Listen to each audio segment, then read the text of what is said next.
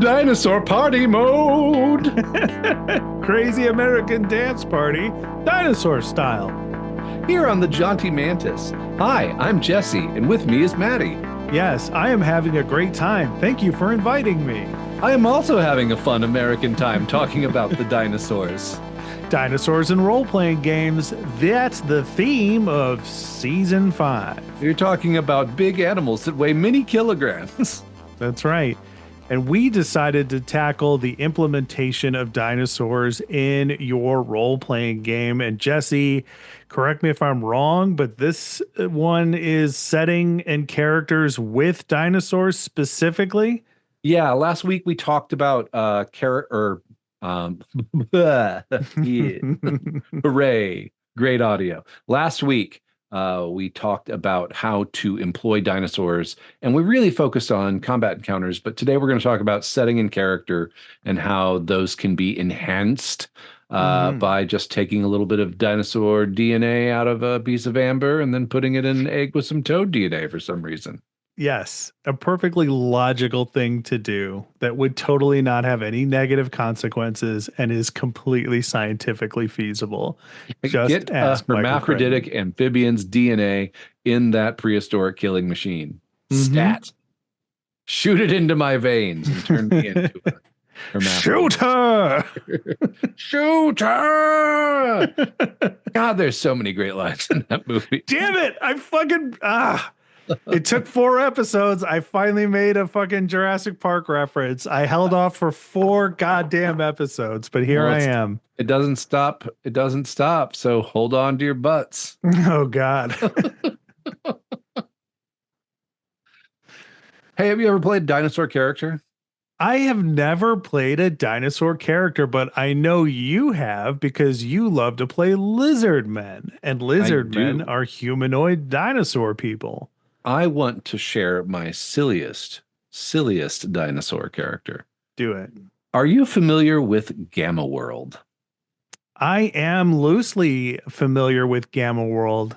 Yes. Do you remember from the 4th edition reinvention, or are you just aware of the weird? Okay. Yes, the 4th edition reinvention, which I feel like 4th edition was perfect for. And I think 4th edition Dungeons and Dragons would have been better received if it had just been released as Gamma World. I think people would have eaten that up. Yeah, it was wild and weird and very silly. And like they sold blind booster packs of like character archetypes. You just go to the game store and buy them, and then you had this card with like your character is this and this. And I got Ghost Dinosaur. We were doing a little like one shot, and I pulled Ghost Dinosaur. And so what I decided my character is that my character was the ghost of all dinosaurs. And if there's one thing that he hated, it was paleontologists. He was on an unholy quest of vengeance against all paleontologists for having disturbed the remains of his people. I love it. Except it was the post-apocalypse. There were no paleontologists anymore. He had already succeeded in his goal and was just forced to wander the world, getting in, strange fights with mutants. Awesome. Really just an excuse to do the T-Rex roar at the table. I've already done it for the episode. Have you edited that one yet? Did the mic pick it up, or did I just blow us out?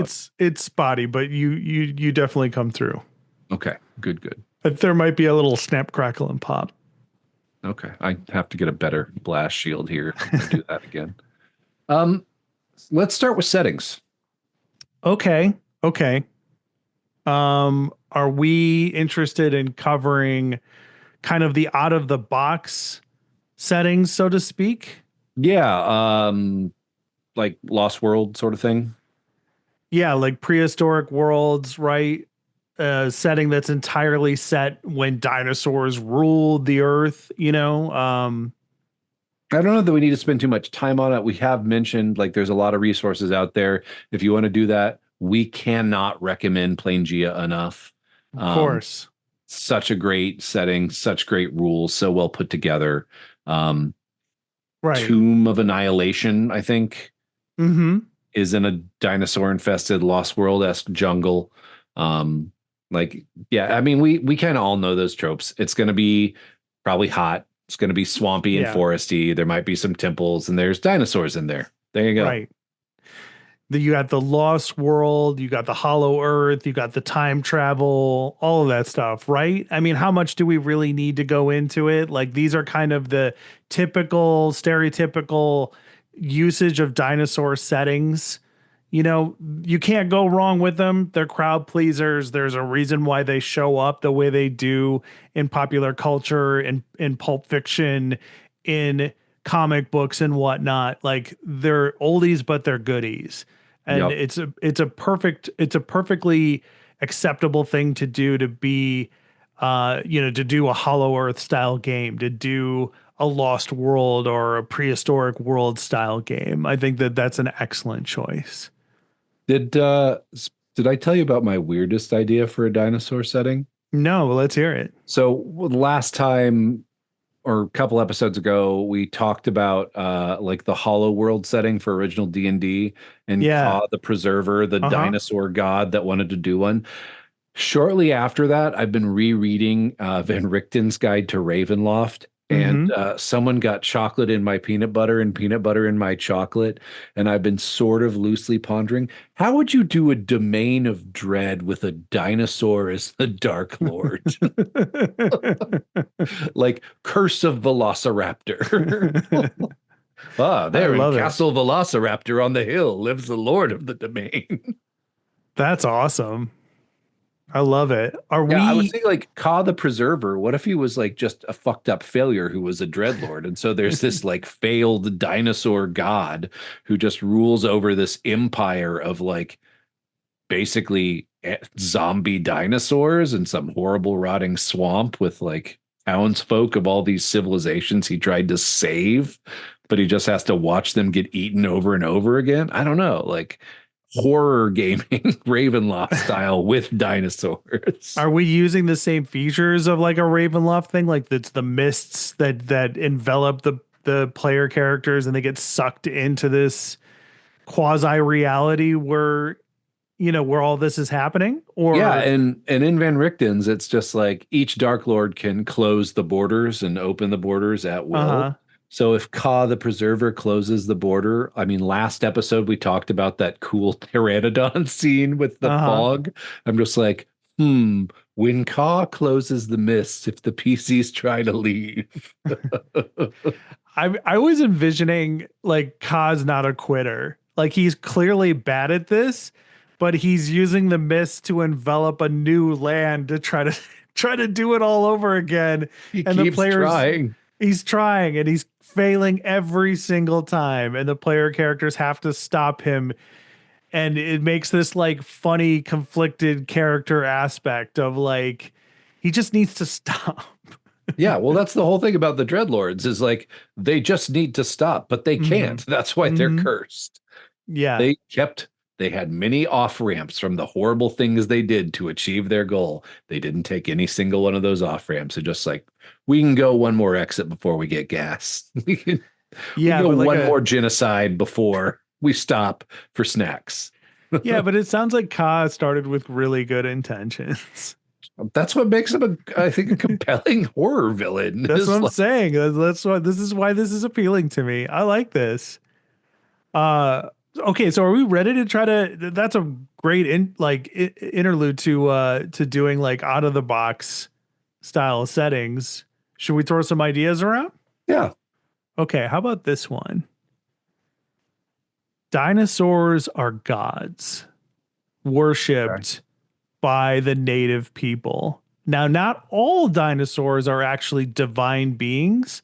Some dinosaurs are, but okay. all dinosaurs are venerated by the native people of the world in which your setting takes place. What do you think about that?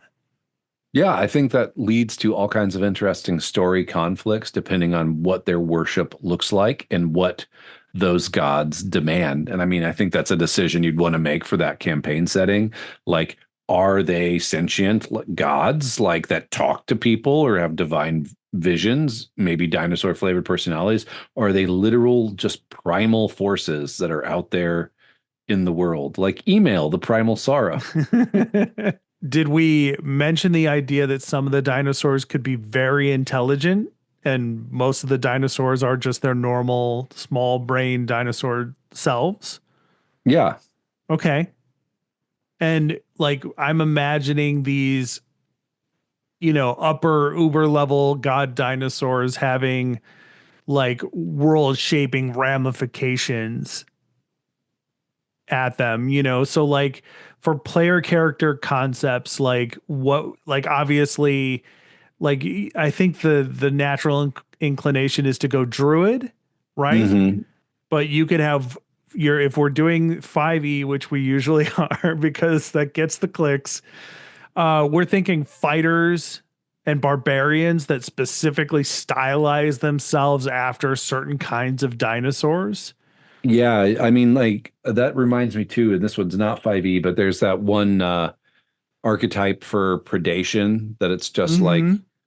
like you basically are turning yourself into a dinosaur with cybernetics and bioengineering, and like just if you could recolor some weapons to have like claws, if you're like I'm a holy warrior of this dinosaur god, and so I fight with these claws because it is the Yeah. ancient code. Like he's just a fighter wielding like double short swords, but like they look like dinosaur claws. Yeah, like speaking of paladins, like what would be some dinosaur style oaths? Like what is important to your dinosaurs in a setting where some of them are actually divine beings stomping the earth? Yeah, I think again that's that decision you have to make between like are they just primal forces, or Hmm. are they, like you said, intelligent sentient god, or is it a mix of two? Because like that would be an interesting thought experiment beyond, I think, the scope of time we have for tonight's podcast. Of just like if you have the like Stegosaurus god, like what's his portfolio? Like, Right. Yeah, this would be an interesting thought experiment, but you're right. This could be the entire episode. All right, you ready for another one?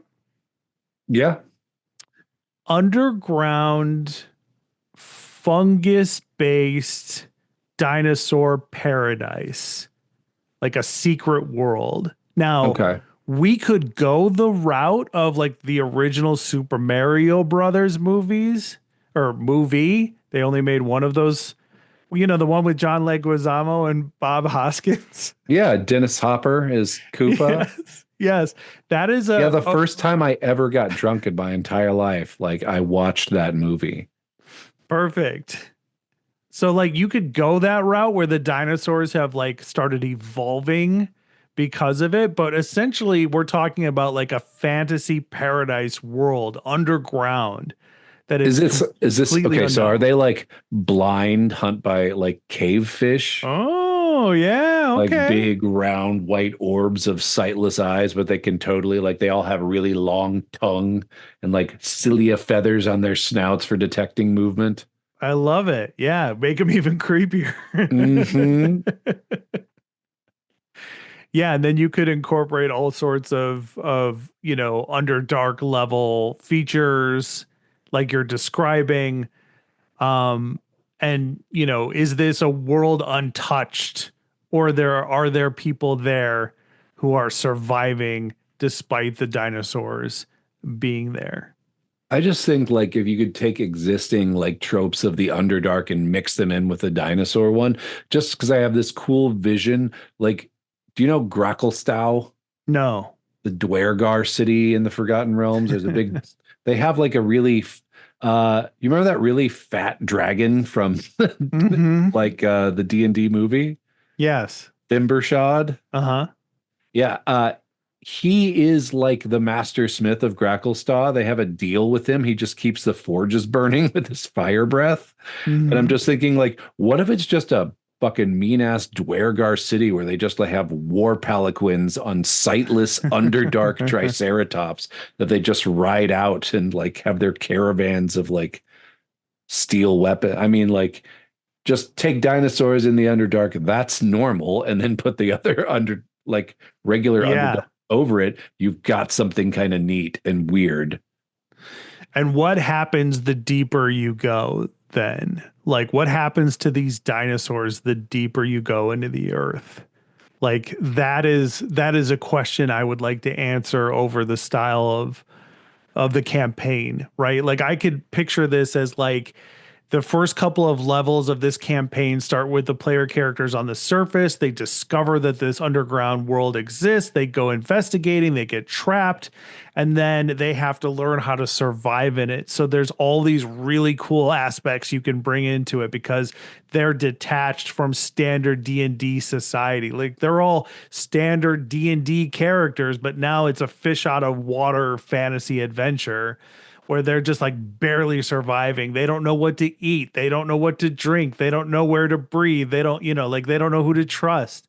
And there's points where they start to have to go deeper, and maybe the dinosaurs become like more lethargic and intelligent.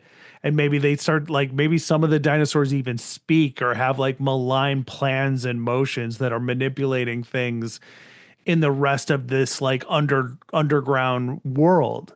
It wouldn't even be hard. I kind of want to. I think the fast track to this is to just take the campaign out of the abyss and then just reflavor it. Because like I mean, like hook horrors, right? You Yeah. telegraph a hook horror by like tapping on the cavern walls. It's a fucking Velociraptor instead of a hook horror. Like you're just tapping its claws, it's hunting you. And I can't help but say for anyone younger out there, there was a really great show called The Critic. And before there was a Jurassic Park, it was John Lovitz. You probably don't know if you're younger, you don't know who that is.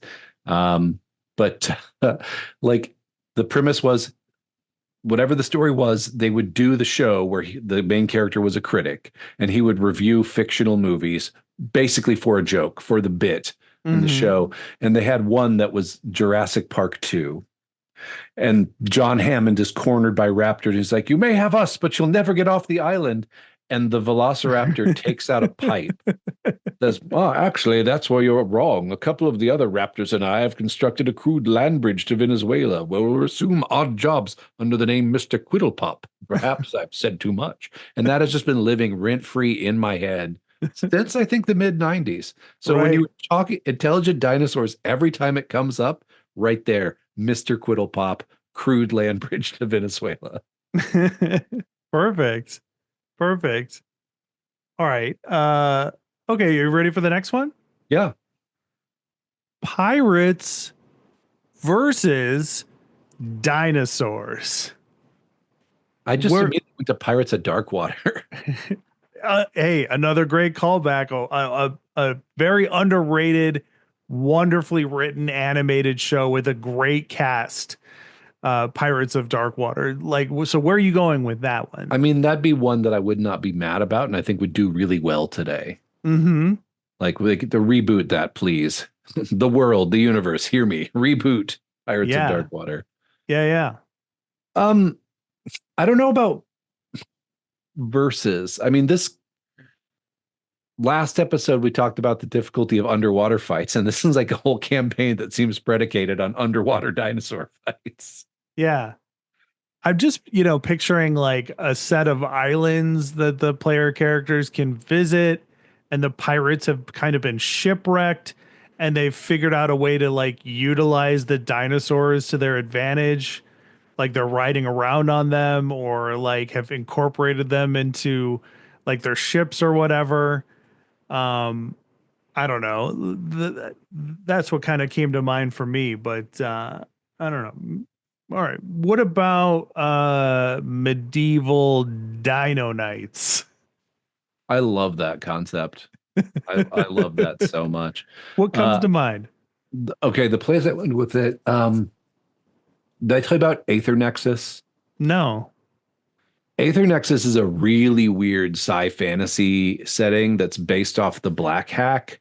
Like none of the player character races are human.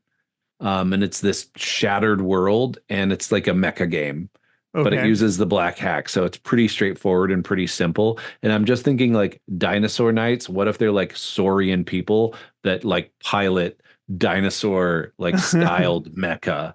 Oh, nice. And in Aether Nexus, like the default enemy is the people who shatter this world with this insect like void horde that came through, and like that's the bad guy. So you've got your dinosaur knights and their T-Rex mecha fighting giant kaiju bugs with a really rules light system, like flying an airship from floating shard of the world to floating shard of the world. I'm like, that sounds like a good crazy time, and also a pretty good Saturday morning cartoon.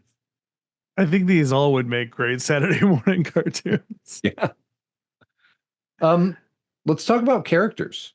Okay. So you of course have rightly recognized my love of the lizard man that is basically a dinosaur. Do you got any other ideas for dinosaur as like a species in a role-playing game? I like the idea of a horribly mutated half dinosaur, half man kind of thing. You brought up predation earlier. I like the idea of um the player character started as human and is the class is slowly changing them into a more saurial like creature, Oh, or that'd be fun the to do. Like you just flavor whatever class features as yeah. like a dinosaur trait. Yeah, I mean, there's so many different ways you could go with this. Like, imagine a dinosaur as the warlock patron, because the warlock comes with like, if these physical alterations, if you screw up your patron, the demon patron can like give you horns or whatever. It shouldn't be that difficult to incorporate some sort of dinosaur aspect to it, you know Yeah. so, and then like there's the obvious ones like the barbarian dinosaur. Maybe they drink dinosaur blood through some sort of ritual and it begins transforming them. So, like when they rage, you could use a shifter from Eberron if you really wanted to have some sort of mechanical aspect included in it, Or where even it's like like, some of the subclasses for barbarian, like the totem rager or whatever, you just reflavor it. Like right, so, like instead of eagle, it's pterosaur. right. Like Yeah. It's not too difficult to just take what the standard set of things are and to just like add some thematic flavoring to it without adjusting mechanics or creating a headache for your game mother or dungeon master. yeah, the Plangea has a dinosaur, like a saurian species, 2014 version of 5e, but like really simple to update to 2024. You just take out the inherent attribute bonus and you're there. And they all had a cool ability that I thought was really stylistic on that whole like dinosaurs are old, even in this world that's new. This is like the most ancient of kins, is that they could basically like speak with the dead, like because Mm-hmm. they're just surrounded by their ancestor spirits all the time and kind of carry on their like ancestral memory. Cool.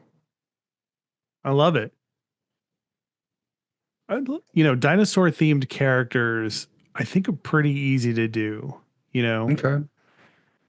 I mean, think about it in a science fiction context. Going back to predation, right? Like you could have someone who, you could even do this in fantasy, somebody who communicates with or controls dinosaurs, you Yeah, that's know? the other way we need to go, I think, for the character options is like mounts and companions. Yeah.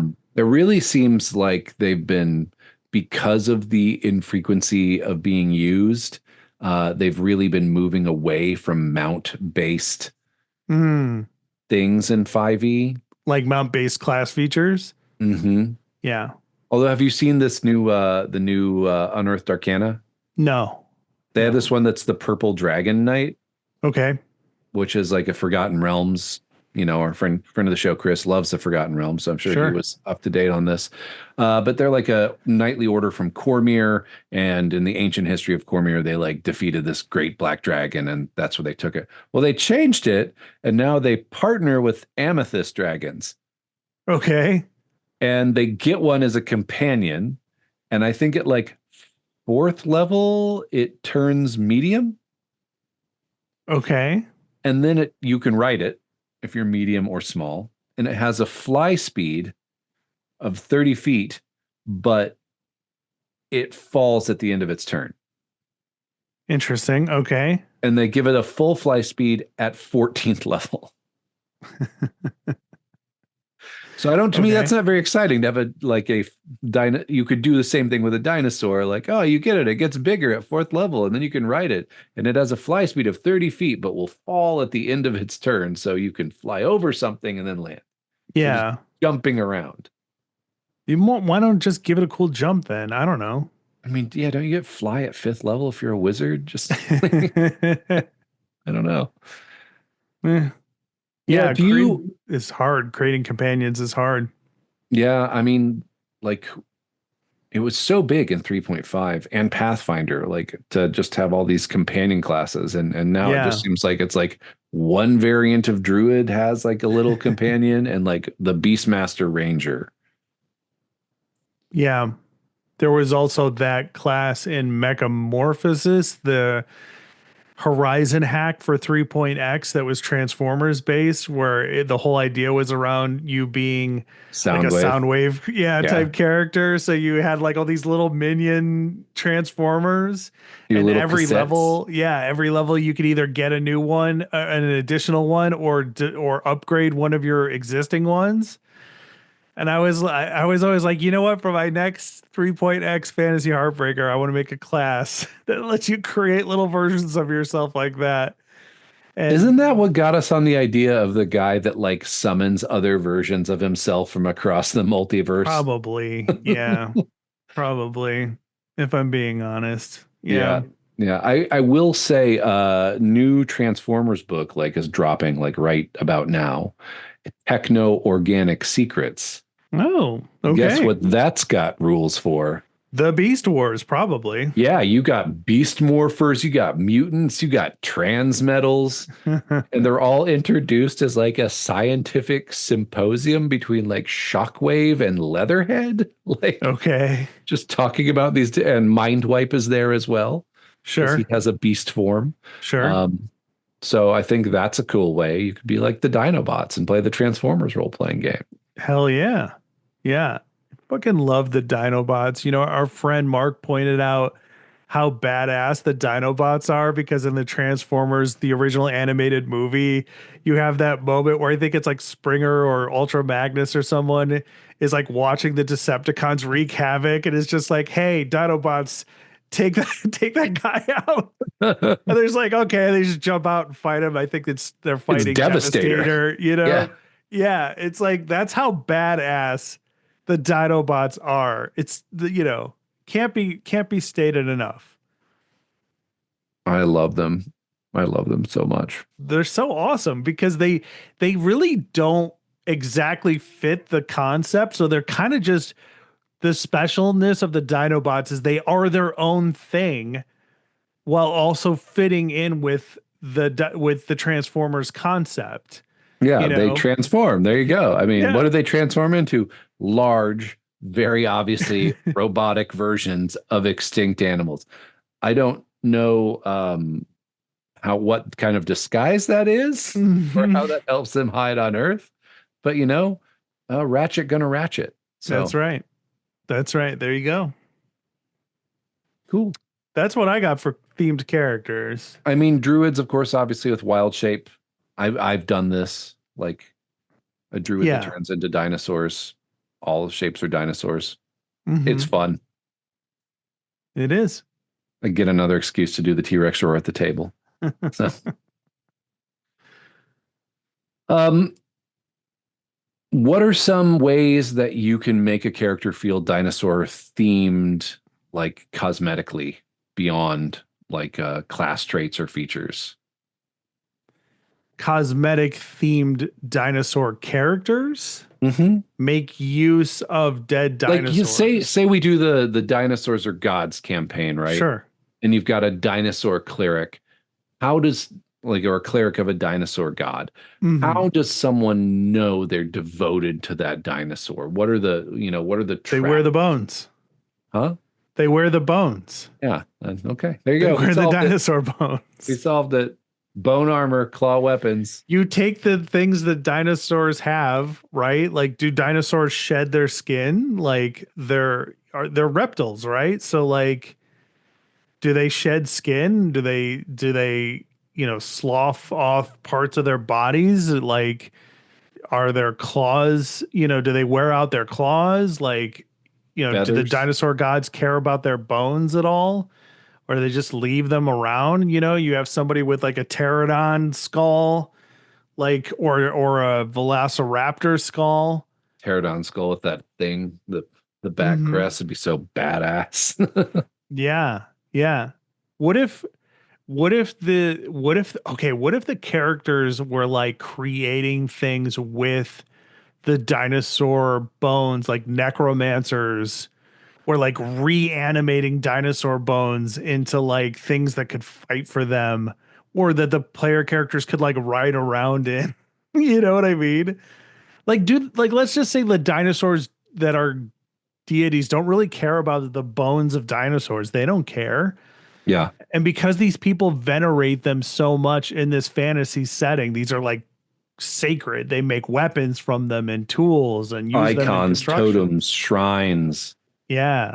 Yeah. And so just Why go is that guy the nuts with ruler of it. our village? Well, he has a feather. That's right. He has a feather.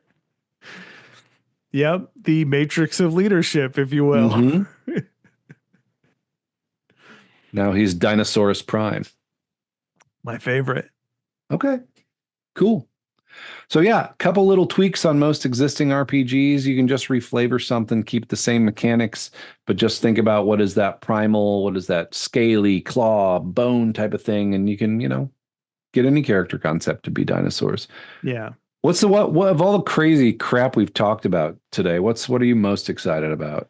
I'm most excited about we keep going back to the dinosaurs as gods, and I'm most excited about the idea of like paladin oaths around dinosaur gods, or clerics that worship dinosaur gods. Like if there's a dinosaur god that's really, as a side effect of their existence, they cause destruction. So is there a paladin oath around destruction or the natural order of things? You know what I mean? Like that's what's really got my juices going here. My brain juices are boiling at the moment. This analogy is going nowhere. But that's what's really got me excited is like if as long as we're just changing thematic elements, what does a dinosaur god, how does that impact the people? Like, does it accept human worshipers? You know what I mean? Like, what is a dinosaur cult like?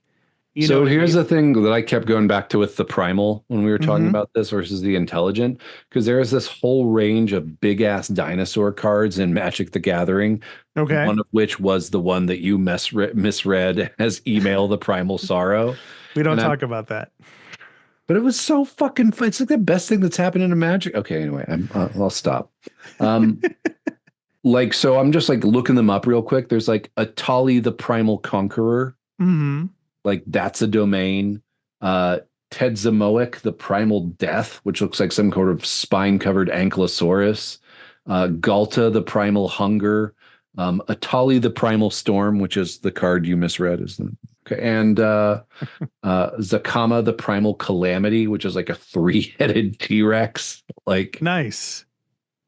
so I'm This just like, this is perfect. yeah, I'm like, it's right there. Like you just take those and like, yeah, it's a very primal, you know, tie into the elemental planes.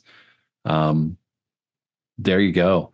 I kind of want to take that idea and mash it up with the Underdark, just like Dwergar City of Dinosaur. Yeah. Like, I like that. Yeah. just because you got like this image of like these like gray-skinned dwarves wearing like iron, like crude iron dinosaur bone masks, like riding up to you in their war howdah on a triceratops. It's like blind and covered in this bioluminescent like war paint fungi, and it rides up to you, and then the dwerg's just like, "What are you looking at, you twat?" Because all Dwergar just call people twats all the time now because of That's Baldur's right. Gate Because of 3. Baldur's Gate 3. Yeah. Yeah. You shit stain. I'm riding a dinosaur. I like the idea of like dinosaurs also evolving in a fantasy setting. If we're using the same underground, like hidden secret kingdom Underdark dinosaur world. I like the idea of dinosaurs evolving into like a humanoid shape and having like, pulling the strings behind, and nobody knows that these like lizard men, like highly evolved, living in their secret magical towers, like Wait. Are giggling. you saying highly evolved lizard people that live underground secretly control the world? Yes. Why? Why? What are you talking about? I don't know. I don't think that's a reference to anything that like people would really believe. That'd be crazy. Yeah, it sounds really ridiculous. But I want to use it in a Dungeons and Dragons game. Cool. I'm just thinking like more and more about the hodgepodge, like the primals, like sealed. The Okay. primal dinosaur gods sealed their kin beneath the earth where this whole thing evolved over millions of years. And the campaign arc is like something happens to one of the primals. The seal is broken. And so you have to, the adventure is to go below to the forbidden realm. And then you meet all these weird subterranean fungus dinosaur based versions of like typical Underdark folk. Yeah.